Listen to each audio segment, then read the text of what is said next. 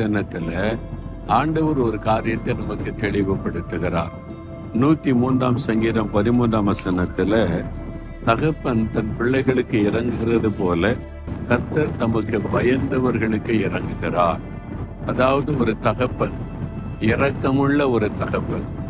ஆண்டவர் நம்முடைய தகப்பனாய் இருக்கிறார் என்று வேதம் சொல்லுகிறது.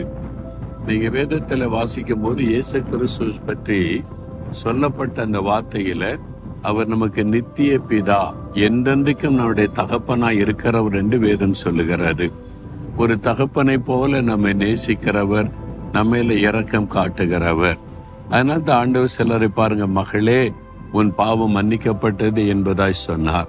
மகனே உன் அக்கிரமங்கள் நீங்கப்பட்டது, பாவம் மன்னிக்கப்பட்டது, நீ சுகத்தை பெற்றுக்கொள் என்பதாக இப்படியெல்லாம் அன்பாய் பேசி பாவத்தை மன்னித்து வியாதியஸ்தரை குணமாக்கின சம்பவங்கள்